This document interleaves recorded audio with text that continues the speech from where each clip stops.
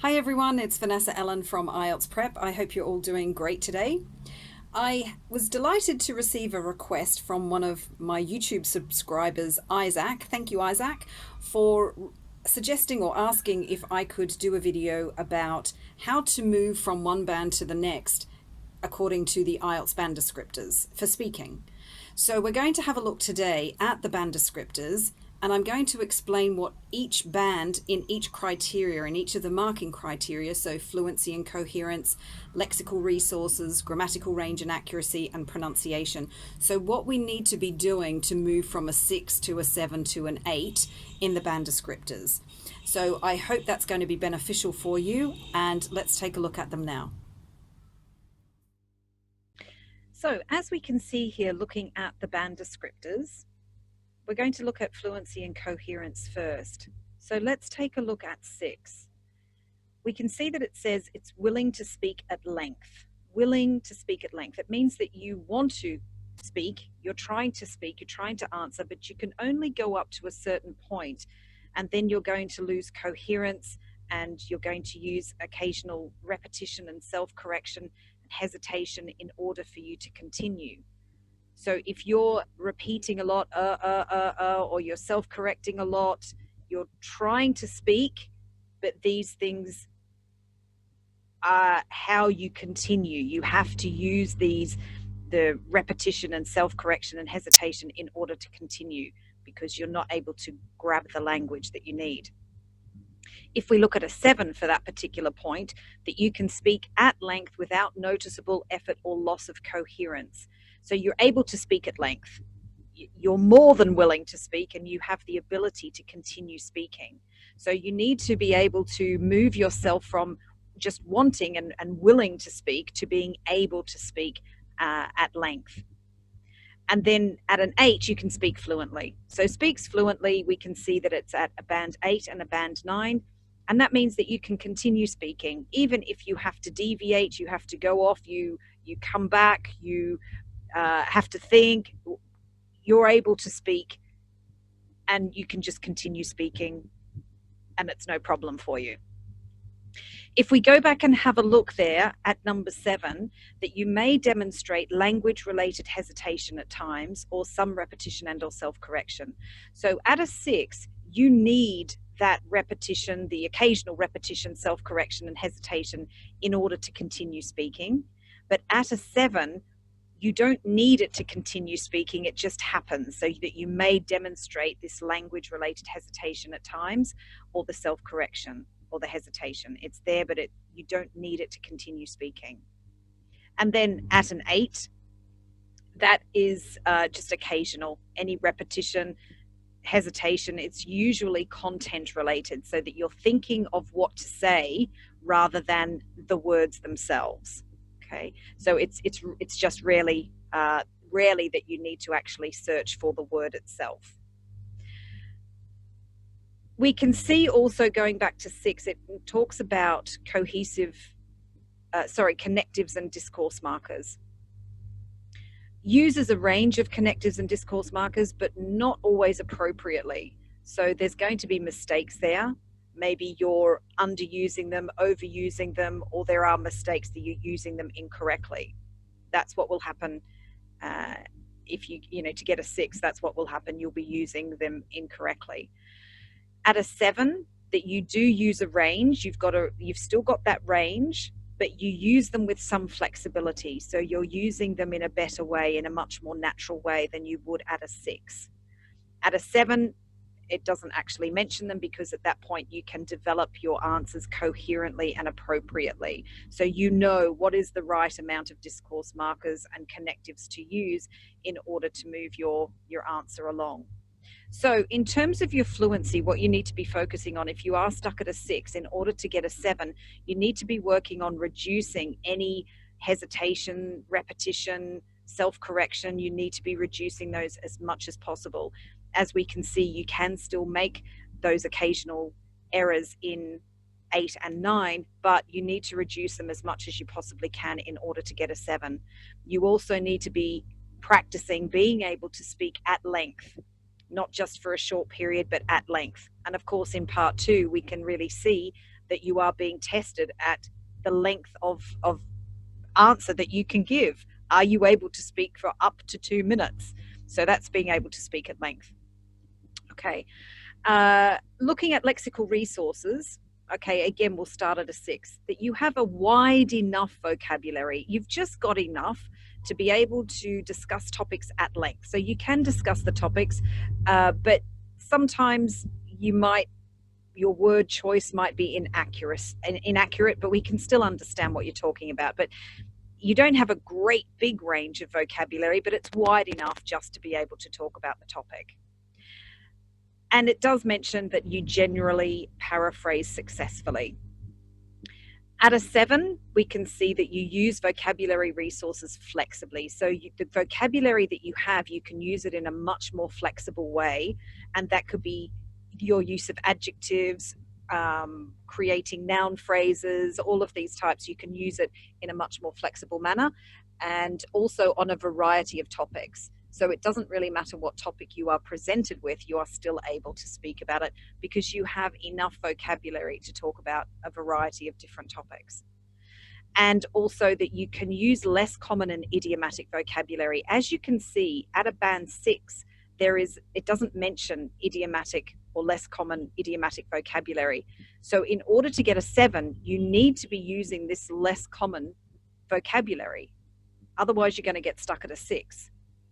And when we say less common, it doesn't mean that it's less common for native speakers to use. It means that it's generally less common taught in a standard English course. Most English courses don't focus a lot on expressions, on idioms, or collocations as such. So the less common, that's what it refers to. We don't mean here super advanced vocabulary that nobody ever uses when they're speaking. No, we're talking about less common for a language learner to possibly learn in a standard English course.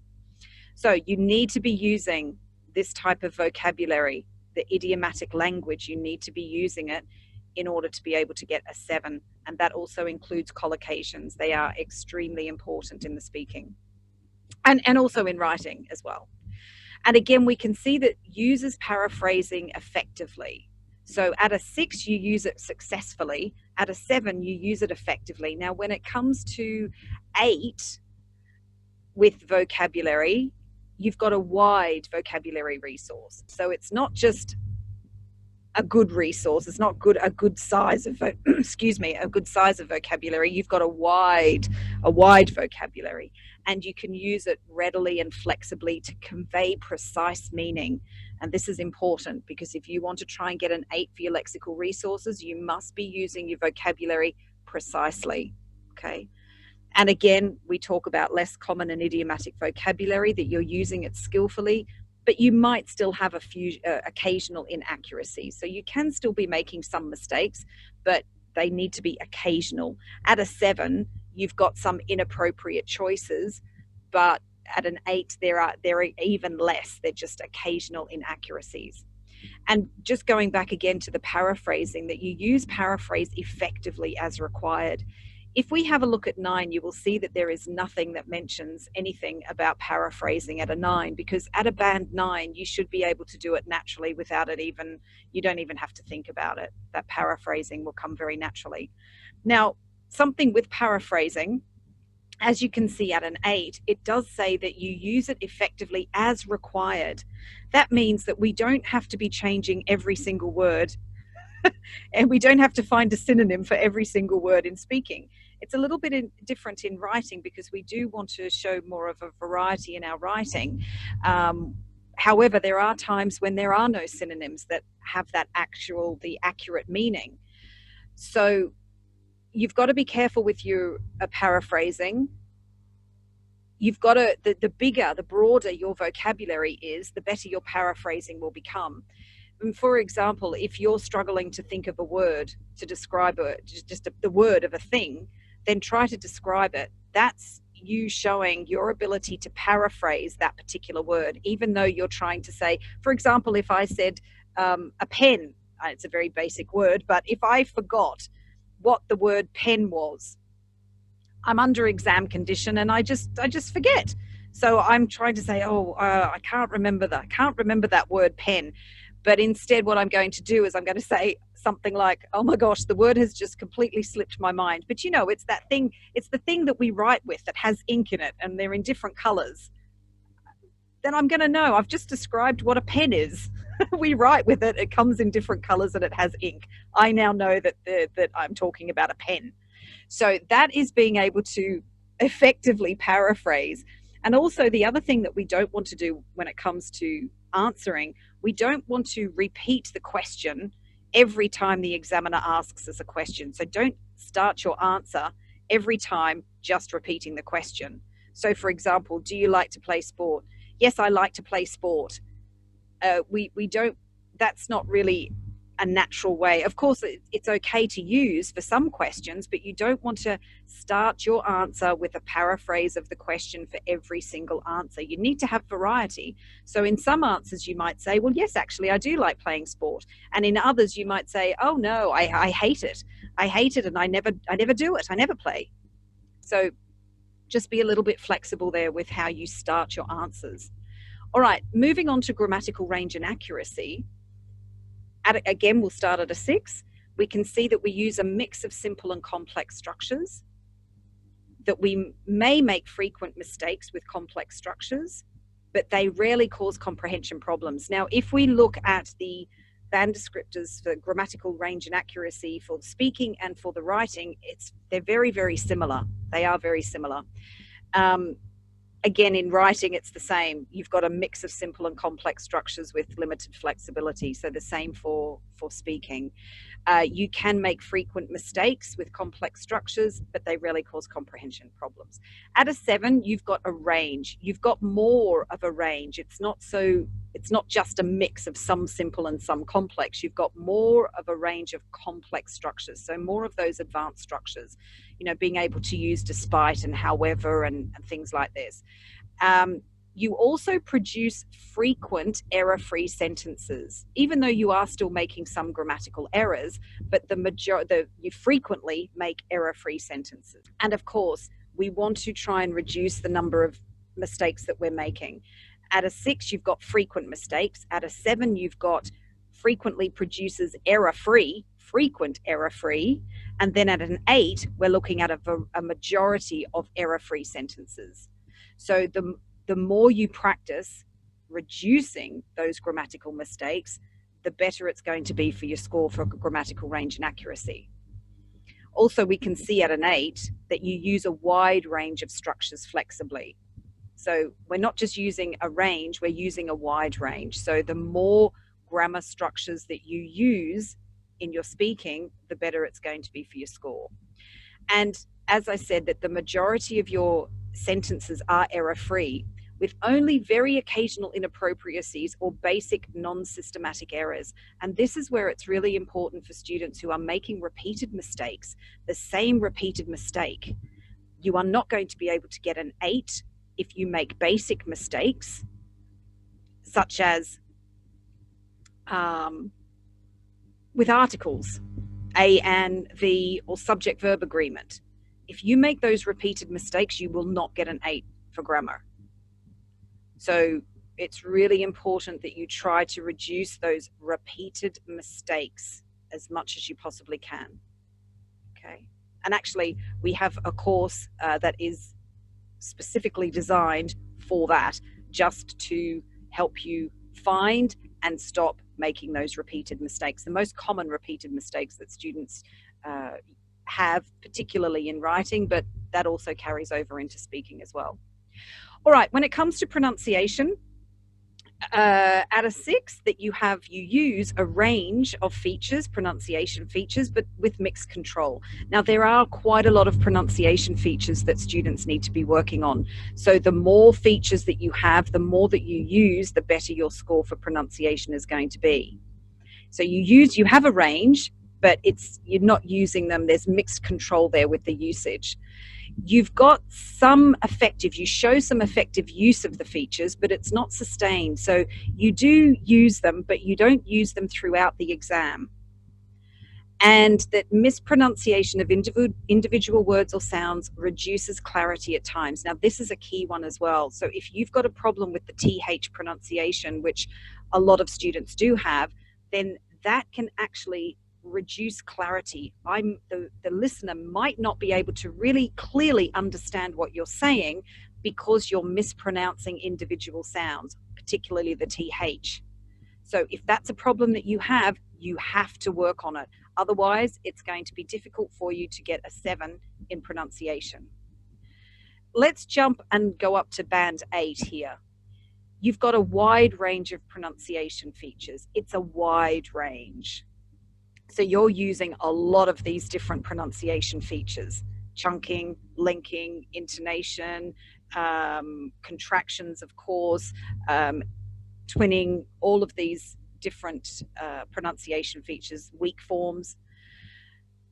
You sustain flexible use of those with only occasional lapses. So the sustained flexible use, you can keep using those different, the wide range of pronunciation features, you can keep using them throughout the exam, okay? And even though you've got your own accent, it doesn't stop the listener from understanding and from you being clear about what you're saying. So your mother tongue doesn't have any influence on being understood. Now let's look at 7, because it's an in-between band. It says that you show all the positive features of 6, but not all the positive features of 8. So it's an in-between band here. They don't give much away. So instead of you having a range of pronunciation features, you should be using a real good mix, a variety of those features. You should be using a variety of those pronunciation features.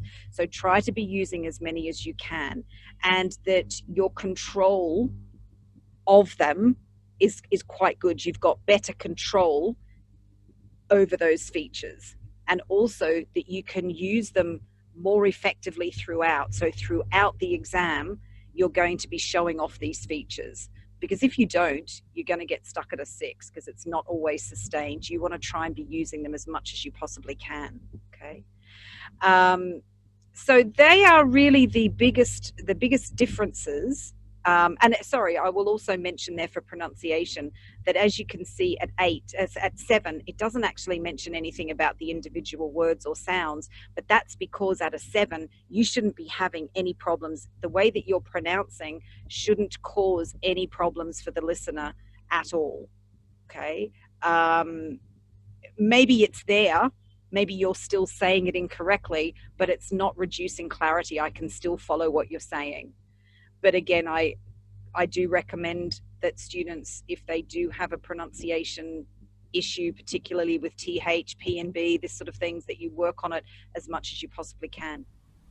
So I hope that was beneficial, and I hope that you do have now a better understanding of the marking criteria and what they're looking for in order for you to get a 7, a 6, a 7, or an 8, okay? And if you have any questions, you can always ask me. And also, if you do have any other parts of the speaking exam that you would like me to do a video on, then please do let me know in the comments.